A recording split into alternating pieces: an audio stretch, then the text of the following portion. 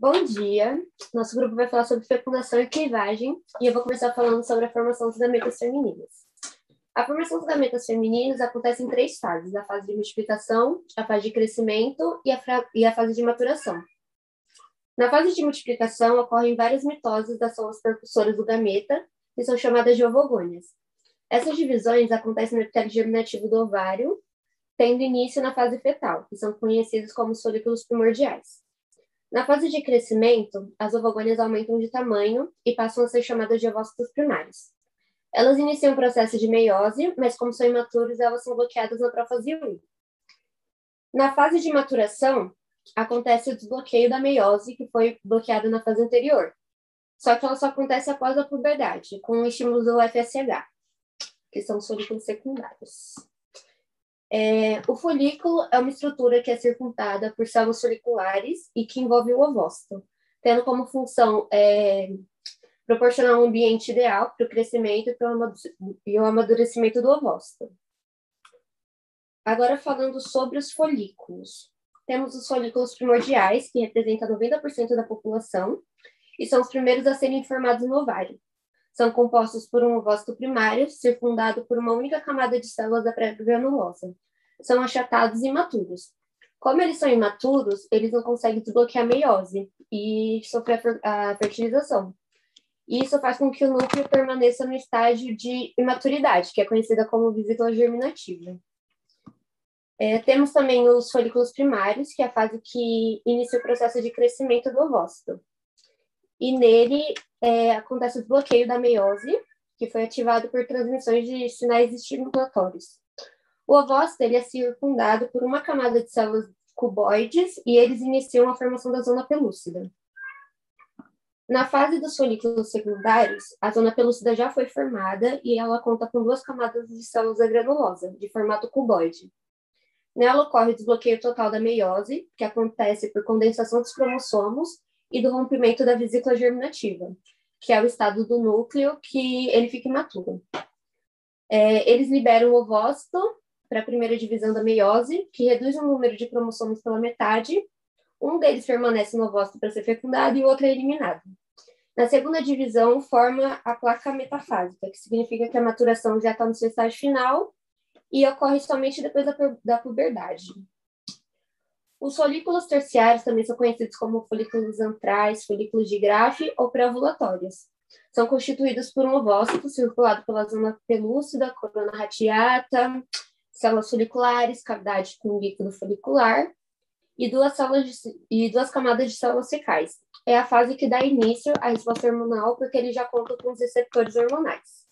É o estágio final do desenvolvimento folicular e acontece próximo à ovulação, que ocorre no pico de LH. Libera o óvulo maduro para o processo de luteinização e se transforma em corpo lúteo.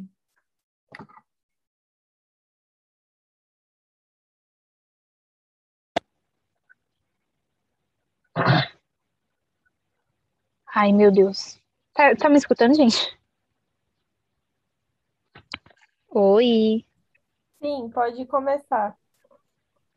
Ah. Tá aparecendo o meu rosto?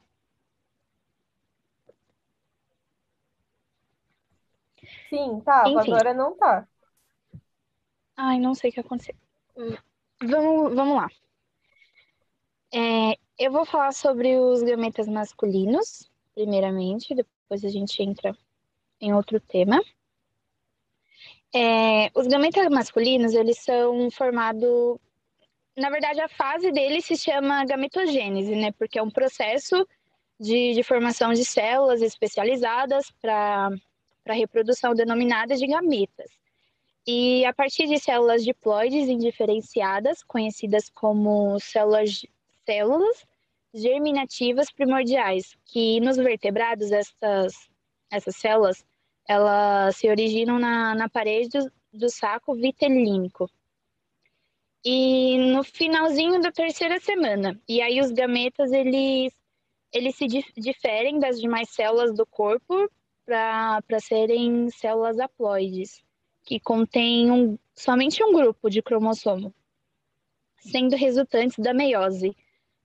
A fusão dos gametas haploides durante a fecundação, ela restabelece a diploidia da espécie. E o processo da gametogênese, ela é considerada a primeira fase da reprodução sexuada e ocorre no interior do testículo, em macho, né? E no sexo masculino, esse processo é denominado espermatogênese. Vou falar agora sobre a espermatogênese. A espermatogênese, ela é a criação do espermatozoide. Então, para as células germinativas primordiais, são as células que estão nos testículos. Elas sofrem várias mitose, várias transformações, para que tudo tenha várias células para que possa fazer a produção, o processo do espermatozoide em si. Então, ela realiza a primeira mitose, né, mitose 1, que é um processo equacional, ou seja, ela vai manter o número de material, né, coletado, material genético. Então, se começou com 2N, ela vai produzir nesse período, né, e ela vai se chamar de período germinativo. E ela produz mais células para que possa ter um estoque bem grande mesmo. E para que todas as células entrem em processos diferentes de regeneração para produzir gametas. E depois dessa mitose, entra no período de crescimento, né? E essa célula que foi gerada, a espermatogênia, e ela vai crescendo, e só que ela não se divide. E quando chegar um tamanho assim suficiente, mais ou menos, para realizar um processo de meiose, aí inicia um período que se faz a meiose 1 e 2, a meiose 1 e 2. E peraí, esqueci. E ela também reduz a carga genética, que é a função do gameta é encontrar uma outra quantidade e restabelecer o número de cromossomos. E nessa espermatogênese, ela pode ser dividida em 3 fases com duração semelhante. Que a primeira fase é a mitótica. Ela é quando uma célula se divide, ela faz a mitose. Se observa de cada célula filha, apresenta o mesmo número de cromossomo da célula mãe. Ela vira uma célula diploide.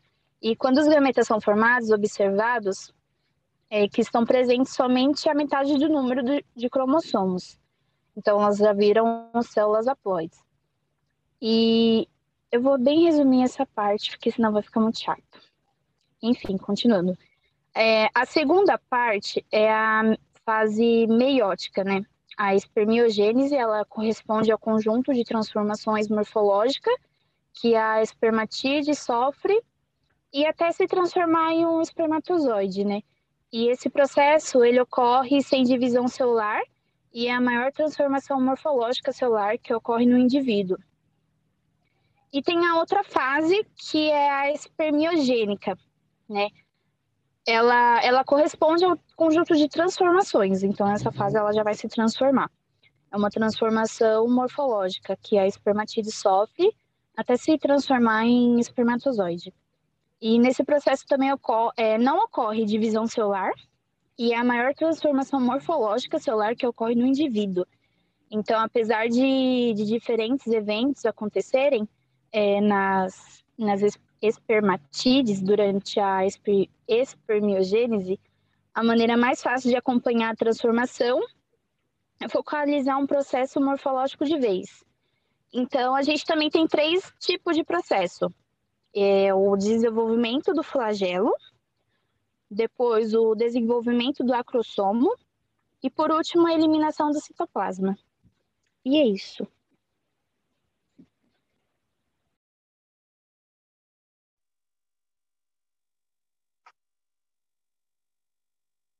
Bom, eu vou falar um pouco mais sobre a fecundação, que ela começa com a fusão dos materiais genéticos dos dois gametas, o espermatozoide e o óvulo. Essa fusão estimula o ovo ou o zigoto a iniciar o desenvolvimento embrionário. A fecundação realiza duas atividades independentes, a sexual e a reprodutiva. Basicamente, a função da fecundação envolve a transmissão dos genes dos pais para os descendentes e inicia no citoplasma do ovo as reações que tornam possível que o desenvolvimento ocorra. Os pormenores da fecundação variam de espécie para espécie, sendo 5 de um modo geral, e tem seus principais eventos. O primeiro passo é a ligação do espermatozoide à zona pelúcida, que geralmente a ligação é espécie específica, significa que as moléculas presentes na zona pelúcida dos óvulos de determinada espécie somente são reconhecidas por espermatozoide da mesma espécie.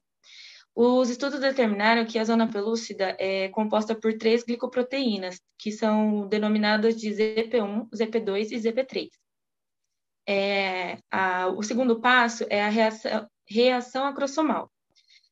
Logo após a ligação da zona pelúcida do óvulo e espermatozoide, sofre o processo de exocitose celular, a reação acrossomal. O acrossomo recobre a parte apical do núcleo e é envolto por uma única membrana que, na região em que está, faz contato com a membrana plasmática do espermatozoide, e ela é chamada de membrana acrossomal externa. E a região em que faz contato com a membrana nuclear é chamada de membrana acrossomal interna. Somente os espermatozoides que sofreram reação acrossomal podem penetrar a zona pelúcida e se fundir ao oolema, o que nos leva ao terceiro passo, que é a ligação da fusão com o oolema. Após atingir o espaço perivitelínico, os espermatozoides reagindo se liga e se funde à membrana do ovócito pela região pós-acrossomal. Após a fusão da membrana do espermatozoide com o óvulo, se forma um cone de fertilização. Uma forma do... Peraí, só um minutinho. Ela é uma extensão do citoplasma do óvulo que recobre a cabeça do espermatozoide. O cone de fertilização engloba o espermatozoide e pontes citoplasmáticas se formam entre os dois gametas, que vão se alargando até que todo o núcleo espermático para o interior do citoplasma do óvulo.